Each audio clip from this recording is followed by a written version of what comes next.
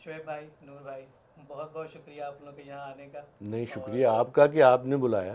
भाई आप आ गए थे ह्यूस्टन, तो मैंने कहा ये मौका मेरे हाथ से नहीं जाना चाहिए। और इसको हम जो है वो कैमरा बंद कर लें, पहले कलम बंद कहते थे, अब हाँ, कैमरा बंद हो जाता है। बिल्कुल बिल्कुल। सही। तो आई थिंक आप दोनों के पास माशाल्लाह इतना मटेरियल है कि ये 15 मिनट का एपिसोड तो शायद उसका जस्टिस ना कर सके। लेकिन हम कोशिश करेंगे कि उनको समराइज़ करके जिस हद तक अपनी ऑडियंस तक पहुंचाएंगे। तो सबसे पहले इस प्रोग्राम की रिवायत से आपके लिए एक फायरिंग स्क्वाड 5 सवालों का सिलसिला होगा, अच्छा। जिसमें ये तय किया जाएगा कि आप इतने अरसे भी अमेरिका में रहने के बाद कितने पाकिस्तानी हैं और कितने अमेरिकन। ओह, ठीक है। तो मैं सवाल एक करूंगा, पहले आप जवाब दे दीजिएगा, उसी का फिर आप जवाब, लेकिन मेक श्योर कीजिए कि उसे कॉपी ना करें। अच्छा, ठीक। अपने अपने जेनुइन जवाब देने हैं। ठीक। ठीक है। ठीक। ऑलराइट, तो सवाल नंबर एक। हम्म, सुबह जब उठते हैं तो कॉफ़ी चाहिए होती है, चाय की तलब होती है? चाय। चाय। चाय। नहीं करो, मतलब वाकई। सही। हाँ। बहुत से लोग काम करने के लिए हमेशा कॉफ़ी यूज़ करते हैं नहीं, काम के। बिल्कुल नहीं, चाय, और वो भी नहार मुंह। नहार मुंह। हाँ, वाह भाई वाह, पक्के हो गए इस पे पक्के। तो। दूसरा सवाल, लंच का टाइम आया हाँ। तो क्या बर्गर से काम चल जाएगा या बन कबाब ढूंढेंगे? मैं मैं कोशिश करता हूँ कि कोई दाल चावल मिल जाए। वाह। पक्की बता रहा हूँ आपको। नहीं, मैं बिलीव कर रहा हाँ। हूँ बिल्कुल। अच्छा, मैं कोशिश नहीं करता हूँ, लेकिन definitely burger is a first choice. हाँ, मिल जाता है आसानी से इसलिए। क्योंकि आसानी से मिल जाता है। घर जाओ, दाल चावल, फिर वाइफ भी पूछेंगी कि भाई तुम। अच्छा, अभी हमारे सवाल से आगे चली हाँ, गई ये बात तो। चलो। ठीक है। तो लंच हो गया। ठीक है। डिनर की बात आई हाँ। तो किसी अमेरिकन डिश से काम चल जाता है या बिरयानी होनी ज़रूरी है? देखिए, हमारे घर में तो खाना बनता है और पाकिस्तानी खाना बनता है। तो अगर हम बाहर जाएं तो फिर डेफिनेटली हर किस्म के खाने खा लेते हैं। लेकिन लेकिन प्रेफरेंस पाकिस्तानी है। बहुत ज़्यादा। बहुत ज़्यादा। हाँ। आप क्या कहेंगे फिर? शाहिद यार, हम बहुत देसी हैं। बिल्कुल प्योर पाकिस्तानी खाना रात को जब तक ना मिले ना, हाँ, तब तक मज़ा नहीं आता। 40-45 साल के बाद भी। हाँ हाँ, बिल्कुल यार। हाँ, बिल्कुल वहीं रह रहे हैं। बहुत ज़बरदस्त, बहुत ज़बरदस्त। अच्छा, अब एक आखिरी सवाल। बहुत ज़बरदस्त पार्टी है, जाना भी ज़रूरी है। हाँ हाँ। वेस्टर्न कपड़े पहनेंगे या देसी भी चलेगा? देखिए, मेरी कोशिश तो होती है कि वेस्टर्न कपड़े पहनूं, क्योंकि मैं कंफर्टेबल नहीं होता कार चलाने में। हाँ हाँ हाँ। कि अगर कुर्ता पजामा पहना है तो आई एम नॉट कंफर्टेबल। तो राइट राइट। इस तरह के कपड़े हों तो प्रैक्टिकलिटी प्रैक्टिकल। आ जाती हाँ। है। सही। आप क्या कहेंगे? मैं ये कहूँगा कि मौके की मुनासबत से मैं नहीं केयर करूँगा कि मुझे ड्राइविंग में प्रॉब्लम है या नहीं है। अगर मुझे किसी जगह शेरवानी पहन के जाना है तो मैं पहन के जाऊँगा, और अगर मुझे कहीं टैक्सीडो पहनना है तो मैं टैक्सीडो पहनूँगा। सो मौके की मुनासबत से। मौके की मुनासिबत से। बिल्कुल। सही। ज़बरदस्त, बहुत खूब बहुत खूब, शुक्रिया बहुत बहुत ठीक। इस कंपटीशन में हिस्सा लेने का। तो रिज़ल्ट तो बताओ। रिजल्ट तो फिर वीडियो के नीचे बॉटम में अच्छा आएगा। अच्छा। अच्छा। हाँ ओके। हाँ, ठीक है। अच्छा, तो इस बहुत से अनसाइंटिफिक सिस्टम से निकलते हुए थोड़ी सी अनसाइंटिफिक सिस्टम के अंदर आते हैं। तो ये बताइए नूर कि आप माशाल्लाह से एक्टिंग तो करते ही हैं, डायरेक्टर प्रोडक्शन का भी काम किया है आपने, और आजकल आपकी बिग डोर प्राइज़ जो है वो एप्पल टीवी पे चल रही है। बिल्कुल बिल्कुल। तो बहुत बहुत मुबारकबाद आपको उसकी, और बहुत सारी आई थिंक इंडिपेंडेंट फिल्में भी हैं जी। जिनमें आपने काम किया है। तो मुख्तसरन बताइए कि पीटीवी से आप लोगों ने शुरू किया मेरे ख्याल से, बिल्कुल। ठीक है ना? और फिर वहाँ पे भी आपने मेरे ख्याल से कम 20-25 साल या एटलीस्ट 15-20 साल। ठहरिए, हम दोनों वो बच्चे हैं जिन्होंने लाहौर से जो बच्चों का पहला ड्रामा 1964 नवंबर 26 को शुरू हुआ है, जो पहला इतवार था, उसमें जो बच्चों का पहला ड्रामा था, उसमें हम दोनों ने काम किया। ओ वाह। यानी पहला जो अडल्ट प्ले था उसमें मोहम्मद कवी थे, और जो बच्चों का प्ले था हवाई किला, उसमें मैं और नूर थे। और आपको वो दिन, वक्त, साल सब याद है? ऐसा पक्का। वो चीज़ तक याद है कि जब ये टीवी शुरू हो रहा था, तो जो छोटा, उस वक्त छोटा एंटेना था, तो उसको उठाने के लिए रस्सा डाला गया था और उसमें हम दोनों भी शामिल थे। हमें आगे खड़ा किया जब और या अली का नारा लगाया और खड़ा किया, तो जो टीवी एंटीना है वो भी हमारे और हाथों से उसमें असलम अज़हर साहब थे, तारिक अजीज़, ज़का दुर्रानी, ज़का दुर्रानी मरहूम, नसरीन अजहर, नसरीन अज़हर, ज़ीरक आंटी जो ज़ीरक रिहर्सल्स, आंटी, हाँ। और ये जो थे नियाज़ी जो गाना गाते थे, अताउल्लाह नहीं है? नहीं नहीं, जो जो अच्छा। लोग गाना गाते थे पंजाबी का, उसके अलावा साईं अख्तर हुसैन हाँ, वो थे, और फिर जापान से इंजीनियर्स आए हुए थे, एनईसी कंपनी थी। जी जी जी जी जी। तो और शायद मज़े की बात बताऊं, उस वक्त टीवी वालों के पास अपनी कोई बिल्डिंग नहीं थी, हाँ, तो जो रेडियो पाकिस्तान था उसकी एक एनेक्सी खाली पड़ी हुई थी पीछे, जहां वो अपना स्टोरेज सामान किया करते थे। उस एनेक्सी को उन्होंने अपना स्टूडियो, स्टूडियो, ऑफिसेस, सब कुछ, इतनी छोटी सी बिल्कुल एनेक्सी, जो जब मतलब टीवी जो शुरू हुआ। स्टूडियो था ना, इससे थोड़ा सा डबल कर लीजिए, ओह वाह। हाँ, लाहौर स्टूडियो ऐसा था। Right, oh my God, so less than like 1000 square exactly. Foot. और तारिक अजीज़ जो थे, वो हमारे ड्रामे में फ्लोर मैनेजर का काम कर रहे थे। मतलब जो शेख चिल्ली जब दरख्त से गिरता है, ये उसी शाख को काट रहा हूँ मैं, और तो उन्होंने जो वो शाख थी वो वो फेंकी, फेंकी और मैं उस पर गिरा हूँ आके, और लाइव और होता था, लाइव हो कोई रहा था। कोई रिकॉर्डिंग नहीं होती थी Oh उस my जमाने में। God, oh my God. I mean, I knew, I had this idea कि ये इतनी सारी हिस्ट्री है, इतनी सारी क्रिएटिविटी है, इतनी सारी कहानियाँ हैं ये, मतलब इस एक पूरे एक एपिसोड में 100 कहानियाँ हाँ, होंगी। बहुत कहानियाँ हैं, बिल्कुल बहुत कहानियाँ हैं। बिल्कुल बिल्कुल। तो ये बताइए कि फास्ट फॉरवर्ड में कि आ, बचपन से आप लोगों ने काम शुरू किया, ठीक है ना, फिर जवानी के आने तक मतलब किसी ने कोई और काम नहीं दिया या नहीं इसी में नहीं, है? मैंने टीवी नहीं पे, मतलब कोई और काम, मतलब जॉब वगैरह कुछ और नहीं, बस या यही आप लोगों का यही था यही था? कि यही करना है। हाँ। और फिर अमेरिका जब आ गए तो फिर मैं American academy of dramatic arts, New York, वहाँ 2 साल पढ़ने गया। यही था कि एक्टर ही बनना एक्टर ही। है ना। तो उसके बाद फिर मुझे शौक़ था ब्रॉडवे पे काम करने का, वाह। लेकिन उस ज़माने में कोई कैरेक्टर नहीं होते थे। अच्छा, मैं 500 लोगों का ऑडिशन हो रहा है, लाइन में लगा हुआ हूँ, सर्दी में खड़ा हूँ, सब किया। शबाब किरानवी साहब ने को हमने ना, एक शुएब और मैं ऐसी खेल खेल में तस्वीरें हमने खींची, तो वो तस्वीरें मैंने शबाब साहब को भेजी। शबाब साहब ने कहा कि आप आ जाएं। हाँ। तो मैं चला गया और पहली फिल्म थी तराना, और रानी के साथ मुझे हीरो के तौर पे रखा गया। उसमें वहीद मुराद भी थे और गुलाम मोहिउद्दीन भी थे। तो वो मेरी पहली फिल्म थी। वाह वाह, आई मीन लेजेंड्स हैं।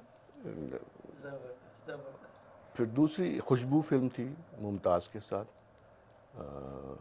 फिर मैंने खुद एक फिल्म शबाब प्रोडक्शन के साथ मिलके यहाँ अमेरिका में बनाई, वाइट गोल्ड के नाम से, वाइट गोल्ड, हाँ। जिसमें मोहम्मद अली भी थे, नन्ना की आखिरी बेचारे की फिल्म थी। ओहो।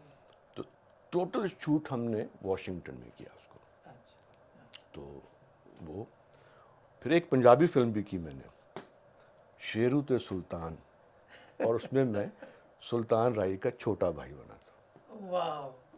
Oh my God, oh my God, unbelievable. कैसा था वो एक्सपीरियंस नूर भाई, पंजाबी फिल्म का पंजाबी फिल्म का? बहुत अच्छा था, क्योंकि इसी से मेरा एक सवाल अभी अगला भी हाँ, है। बहुत अच्छा था। हाँ। I really enjoyed it. हाँ। अच्छा, चूंकि मैं लाहौर का हूँ तो पंजाबी तो कोई मसला नहीं। और सुल्तान राय तो इतने नफीस आदमी थे कि कोई हिसाब नहीं। बहुत ही नाइस आदमी थे, डाउन टू अर्थ। और उसमें मुस्तफ़ा कुरैशी भी थे। बिल्कुल बिल्कुल। और आई थिंक ये उस ज़माने की ही बात है कि जो शो बिज़नेस में लोग थे वो थोड़ा डाउन टू अर्थ लोग थे, उनमें इतनी ज़्यादा मसनूईपन नहीं था, या नहीं, अपने आप को ज़्यादा समझ लेना, नहीं ऐसा नहीं था? जैसे अली भाई, मोहम्मद अली बहुत ही नाइस आदमी, बहुत कोऑपरेटिव। और आई थिंक ये दोनों इंडस्ट्रीज में था, फिल्म और ड्रामा, राइट? हाँ बिल्कुल। इतनी ज़्यादा क्या कहते हैं, आई गेस वो प्लास्टिक पर्सनैलिटीज़ नहीं थी उस ज़माने में। अच्छा, तो इसी से मेरा एक आपने सुल्तान राही का जिक्र किया और दूसरों का, तो आप दोनों पंजाबी फरफर बोलते थे, मतलब मैं तो बोलता हूँ। बोलते हैं अभी हाँ तक बोलते हैं? बिल्कुल बोलता हूँ, तुसी सवाल करो जनाब, ओह मैं हाजिर हूँ जनाब। शायद यार ऐसा है कि हम लोग आए तो यूपी से। बिल्कुल। मैं बल्कि सीतापुर, एक लखनऊ के पास जगह है, वहाँ पैदा हुआ था। तो 5-6 साल की उम्र में लाहौर आया, हम्म, और वही एज थी जब हम दोनों एक ही घर में बड़े हो रहे थे। और लाहौर इज़ पंजाब का एक बहुत ही कल्चरल, और लेकिन प्रॉब्लम ये थी कि मुझे मेरी माँ ने कभी सीतापुर से निकलने नहीं दिया। नूर के यहाँ ये इशू नहीं था, तो नूर और मैं एक ही जगह जाते थे, एक ही जगह पढ़ते थे, एक ही कॉलेज, यूनिवर्सिटी, सब। लेकिन नूर की जो पंजाबी है वो इतनी अच्छी है कि कोई आदमी पहचान नहीं सकता। लेकिन मैं लाहौर में रहते हुए भी जब भी पंजाबी बोलता था तो मेरे पंजाबी दोस्त कहते थे यार शुएब रहने दो, हाँ बस कर दो। ये तकल्लुफ़ ना करो। जबकि पंजाबी जो ज़बान है उसको मैं बहुत डिटेल के साथ, बहुत बारीकी के साथ, उसका सेंस ऑफ ह्यूमर और उसकी जितनी भी नस्तलीक पंजाबी, उसको मैं बहुत अच्छी तरह समझता हूँ। और बहुत उसके लिए मैंने काम भी किया यहाँ वाशिंगटन में आके। हमने एक बहुत अच्छा सीरियस प्ले नजब हुसैन सैयद का लिखा हुआ तख्त तख्त लाहौर। लाहौर, वो हमने स्टेज पे किया, पंजाब का, पंजाबी में? पंजाबी का। अनबिलीवेबल। आई थिंक लोग आमतौर पे कराची को ज़्यादा डाइवर्स समझते हैं, लेकिन मैंने पिछले 25-30 सालों में ये देखा है कि लाहौर में भी काफ़ी डाइवर्सिटी है। बहुत ज़्यादा। हिंदुस्तान से लोग सिर्फ कराची ही नहीं आए थे भाई, और जगह भी गए थे, और वो पूरे हिंदुस्तान से मिक्स होके आए थे, जिसमें हमारे पारसीज भी थे, या पारसी तो वहाँ रहते भी थे, और दूसरी क्या कहते हैं एथनिसिटीज़ भी थी, तो वो भी अच्छा खासा एक डाइवर्स मेट्रोपॉलिटन जगह थी। बिल्कुल। देखिए रेडियो पाकिस्तान लाहौर जो था, मेरा बचपन तो वहीं गुजरा सारा। बिल्कुल। और एक तरफ नासिर काज़मी बैठे हुए, एक तरफ सूफ़ी तबस्सुम बैठे हुए, एक तरफ अयूब रुमानी खड़े हुए हैं। तो और उसके बाद एक पंजाबी का प्रोग्राम होता था, निज़ामुद्दीन, उसमें वो लोग खड़े हुए हैं। फिर एक सरदारों पे प्रोग्राम होता था पंजाबी में, तो एक सरदार साहब आते थे, वो प्रोग्राम करते। तो हमारे लिए कोई ऐसी चीज़ नहीं हाँ, थी। कोई मतलब अचंभे वाली बात नहीं थी, नहीं, वो एक कल्चर का हिस्सा है, बिल्कुल। और राइटफुली सो होना भी चाहिए।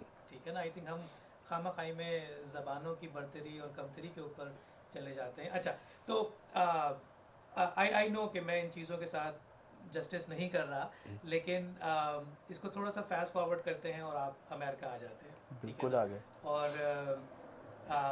आप लोगों ने अभी एक प्रोग्राम शुरू किया है कि वतन से दूर। शोएब और नूर, हाँ, ठीक है ना? तो वतन से दूर आए हुए तो बहुत अरसा हो गया, ठीक है ना? और आप सबको मुबारकबाद इस नए शो की। बहुत शुक्रिया। तो ये बताइए कि नूर भाई ने तो काफ़ी काम किया, शोएब क्या आप भी इतना ज़्यादा? देखो, मैंने फिल्म में तो काम नहीं किया, हाँ, लेकिन अगर वैसे देखा जाए तो थिएटर और टीवी पर बहुत काम किया है। मैंने अनवर मकसूद के कम से कम 9 या 10 टेली थिएटर किए कराची वो से, जो लॉन्ग प्लेस होते थे। जो लॉन्ग प्लेस होते थे, जिसमें मैं और नूर होते थे, और हमारे लिए ख़ास तौर पे अनवर मकसूद लिखते थे। हम दोनों का ट्रायंगल होता था, एक लड़की होती थी, जैसे सानिया के साथ हमने तमाशा किया, फजीला काजी के साथ हमने काबिल किया, ऐसे बेशुमार ड्रामे हमने किए। लेकिन जो मेरा पैशन है, जो मैं जिसमें मेरे वाकई मैं बिल्कुल जुड़ा हुआ हूँ, वो है थिएटर। और वाशिंगटन में तकरीबन समझ लीजिए कि 40 बरस हो गए मुझे रेगुलर थिएटर करते हुए, कोई गैप नहीं आने दिया। डेफिनेटली नूर हमेशा मेरे साथ होता है, मैं नूर के साथ होता हूँ। तो हमने बल्कि एक बहुत बड़ी चीज़ जो हमने की, बल्कि उसको मैं नूरी को क्रेडिट देता हूँ कि आज तक कैनेडी सेंटर में कभी कोई उर्दू हिंदी प्ले नहीं हुआ है, और नूर ने ये इनिशिएटिव लिया, और हमने एक प्ले किया कैनेडी सेंटर में, जिसने लाहौर नहीं देखा वो जमिया ही नहीं। अच्छा, ये उर्दू ये हिंदी उर्दू का का प्ले प्ले है, का, और लेकिन नाम उसका इसको हिंदुस्तान के एक बहुत बड़े राइटर असगर वजाहत साहब ने लिखा था, और बहुत खूबसूरत सीरियस प्ले था पार्टीशन बेस पे, बहुत सीरियस, जिसमें नूर ने इमाम मस्जिद का कैरेक्टर किया था, मैंने नासिर काजमी का। उस प्ले को हमने किया 14 और 15 अगस्त को, इत्तेफाक से सैटरडे संडे पड़ गया था इंडिपेंडेंस डे पे। 500 seats and sold out both shows.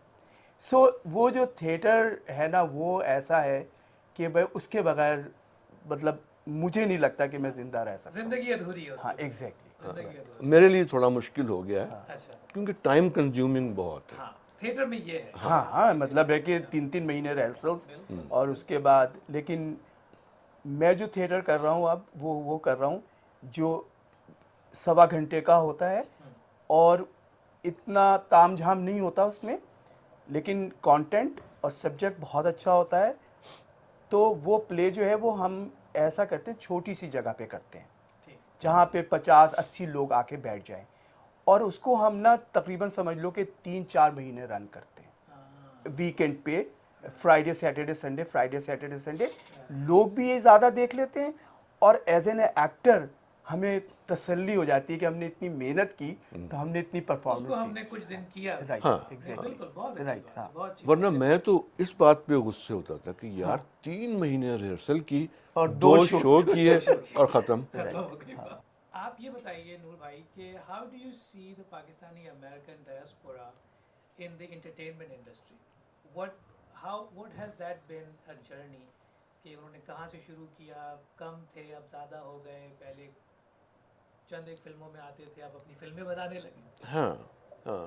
और बहुत तेज़ी से ये सब कुछ हो रहा है, और हॉलीवुड में मैं देख रहा हूँ बहुत पाकिस्तानी लोग जो हैं वो आ रहे हैं। देखिए, जब मैंने शुरू किया था, मैं तो थिएटर में, ब्रॉडवे में करना चाह रहा था। ये और उसके बाद फिल्म और टीवी में भी हम लोगों के करैक्टर नहीं होते थे कोई भी, लेकिन अब हर टीवी सीरीज़ में या सीरियल में या फिल्म में कोई ना कोई साउथ एशियन करैक्टर ज़रूर होता है। ज़रूर होता है। तो अब जो नए लोग आ रहे हैं, तो मैं तो कहता हूँ कि उनके लिए तो बहुत अपॉर्चुनिटीज़। बहुत अपॉर्चुनिटी है। ये बताइए हम्म। कि इतना सारा आपका काम अटलांटिक के इस साइड पे और उस साइड पे भी, तो किस तरह से आप देखते हैं कि क्या चीज़ें पाकिस्तानी ड्रामा और फिल्म इंडस्ट्री सीख सकती है फ्रॉम हॉलीवुड या अमेरिका में होने वाले काम से? क्योंकि ऑफ कोर्स हम दूसरी चीज़ें भी यहीं से सीखते हैं, उलूम भी यहीं से सीखते हैं, दूसरी चीज़ें भी यहीं से सीखते हैं।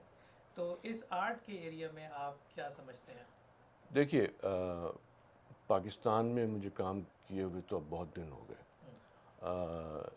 लेकिन जो चीज़ मैं यहाँ देख रहा हूँ वो ये है कि जो प्लानिंग है वो इतनी अच्छी होती है कि एक एक मिनट जो है वो लिखा हुआ होगा, लिखा प्लान्ड होता है, और प्लान्ड उसके होता है। बैकअप होता है, बैकअप का भी बैकअप होता है। और जो स्क्रिप्ट है, सबसे अहम चीज़ तो स्क्रिप्ट है। हमारे यहाँ क्या होता है कि नाम रख दिया, एक सीन शूट कर लिया और कहा जी फिल्म हमने अनाउंस कर दी, और फिर स्क्रिप्ट पे काम हो रहा है जो भी है।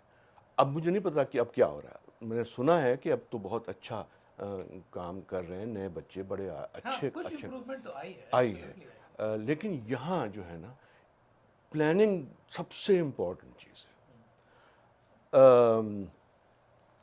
डेविड लीन, जी जी। ये जो लॉरेंस ऑफ अरेबिया जब बना रहे थे, तो किसी ने उनसे पूछा कि भाई वो आपकी फिल्म का क्या हुआ? कहते फिल्म तो बन गई, सिर्फ शूट होना बाकी है ना। तो बिल्कुल। सारा कुछ हो चुका, तो अब शूट करना तो शूट करना।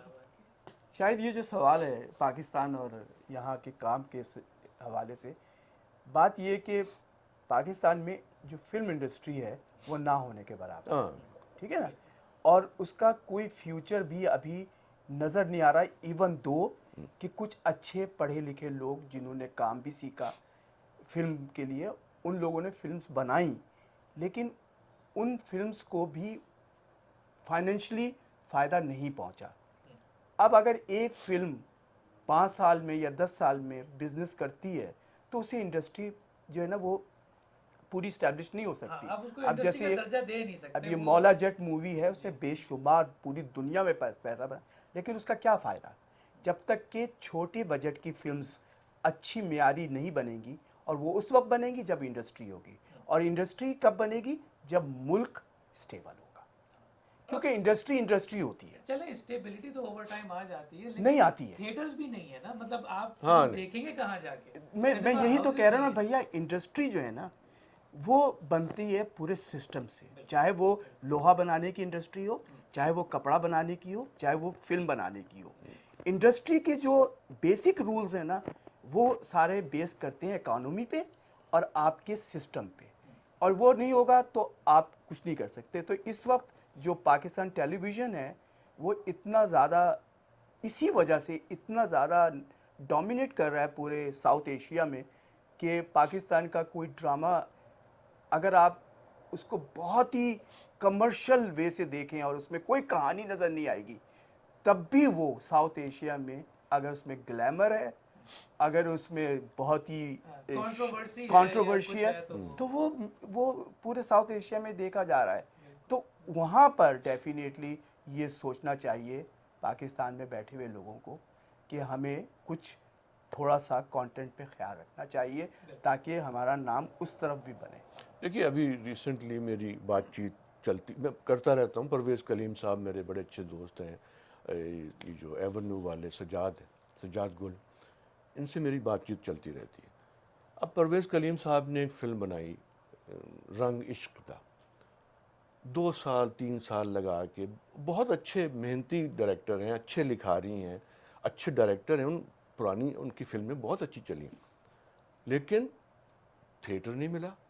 3 दिन के बाद फिल्म उतर गई, कोई और फिल्म आ गई, तो वो बेचारे रो रहे थे कि यार इतना पैसा लगा, कुछ नहीं। बहुत अपने पते की बात की, और मैं इसी से आपकी तरफ आना चाह रहा था शोएब भाई, कि आपने थिएटर में काम किया, तो क्या डिफरेंसेस, आप क्या लेसन्स लर्न आप समझते हैं कि पाकिस्तान की जो भी टाइनी सी थिएटर इंडस्ट्री है वो क्या सीख सकती है दूसरी इंडस्ट्रीज से?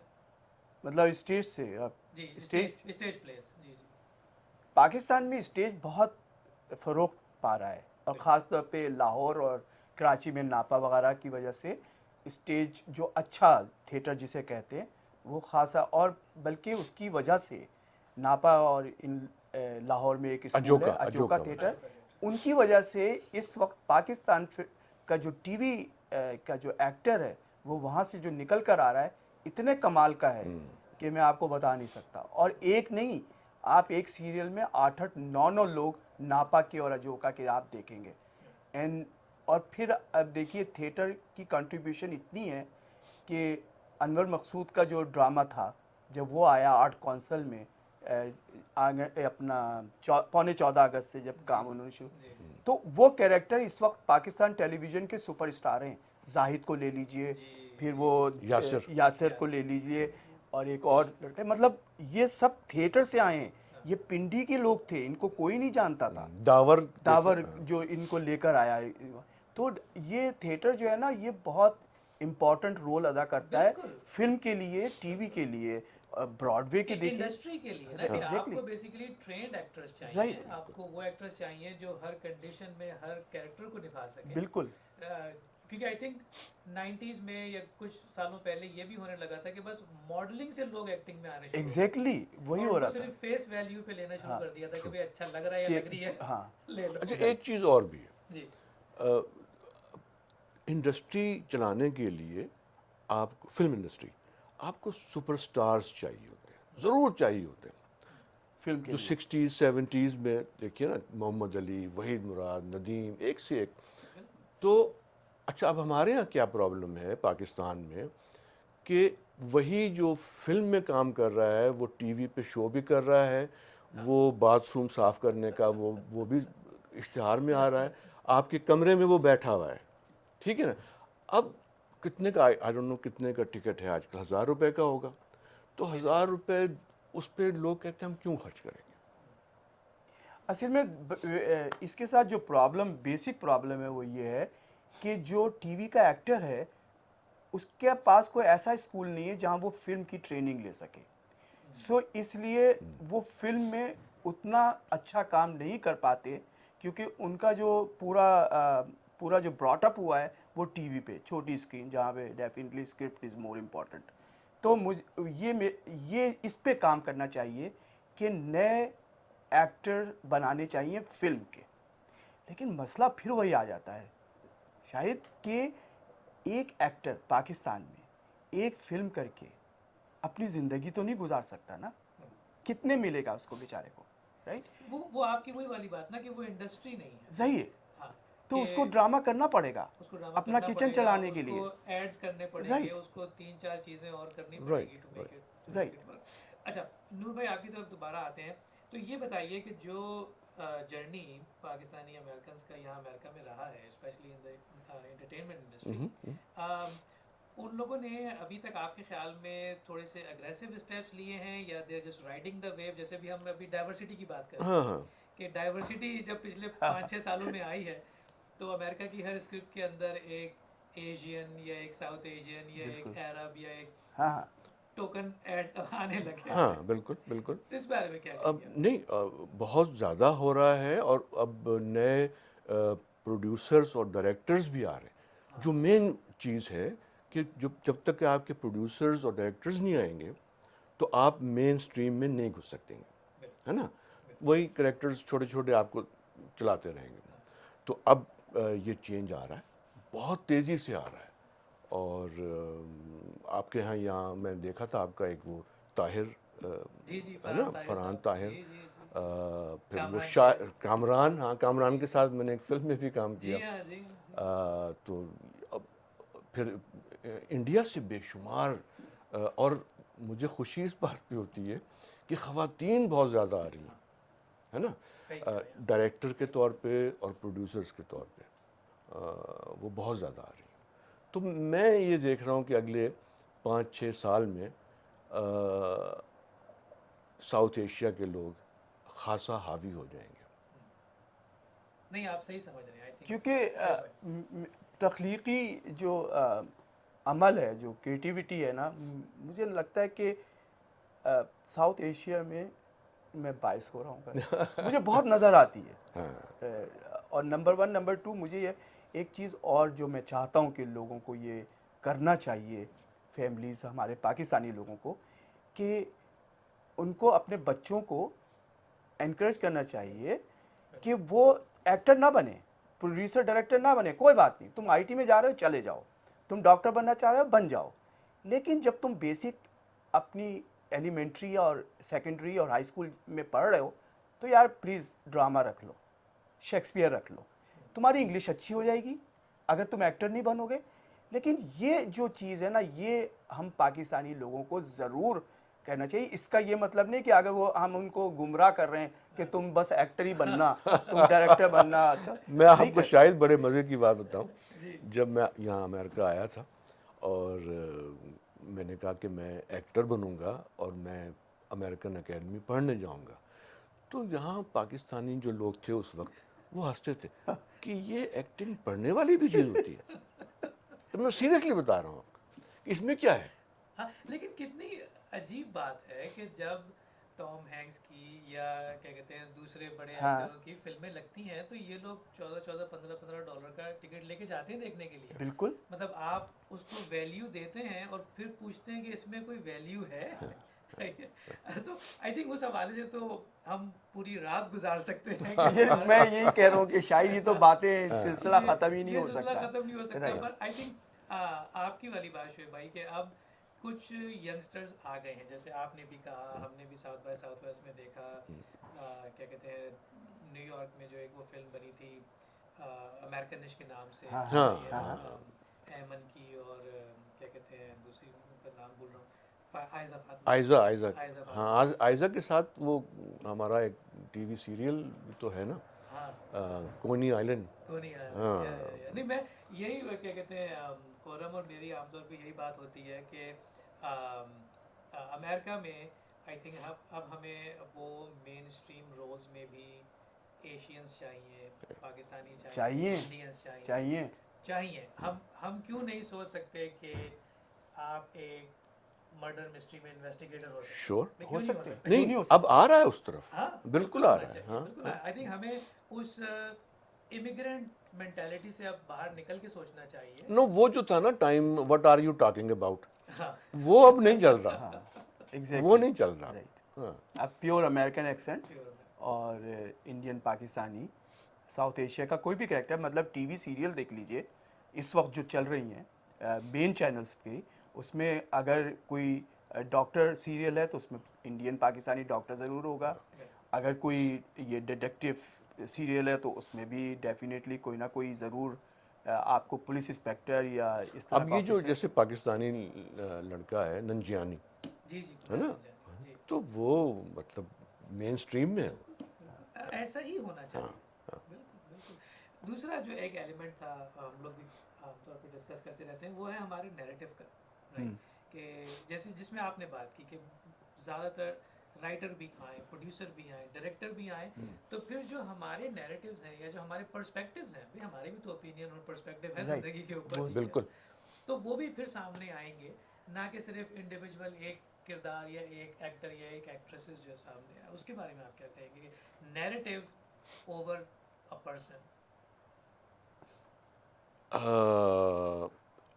मेरे ख्याल में तो बहुत ज़्यादा ज़रूरी है ना क्योंकि उसके बगैर तो कुछ हो नहीं सकता उसके बगैर कुछ हो नहीं सकता। कुछ नहीं हो सकता सही, हाँ, वो होगा तो फिर आगे बात बनेगी बिल्कुल। क्योंकि फिर हम बहुत आसानी से दूसरों को इल्ज़ाम दे देते हैं कि भाई तुम्हें क्या पता हमारे कल्चर के बारे में, तुम क्या बताओगे कि ऐसे होता है, सही है ना? तो वो जब तक हम अपना वो नैरेटिव ओन नहीं करेंगे, बिल्कुल फिर कोई और बता देगा और फिर हम उस पर तड़पेंगे कि हाँ यार इसने सही नहीं हाँ बताया। देखो शायद मेरा ख्याल है कि ये जो जो बात कर रहे हो ना, इसमें जो सबसे इम्पोर्टेंट इशू है वो ये है कि इस पे काम बहुत ज़्यादा होना चाहिए, राइट? सबसे ज़्यादा इस पे काम होना चाहिए, तभी आपको लोग सुन सकेंगे, समझ सकेंगे। देखिए अब हिंदुस्तान में क्या हो रहा है, जो हिंदुस्तान की बॉलीवुड है, इंडस्ट्री है, वो क्या कर रही है कि वो खुद कहानियाँ नहीं लिख रही है। ओरिजिनल राइटिंग ख़त्म हो चुकी है, बिल्कुल टोटली। अब इक्का दुक्का इधर उधर होते वो नहीं मैं पर, ओरिजिनल फिल्म ख़त्म हो चुकी है।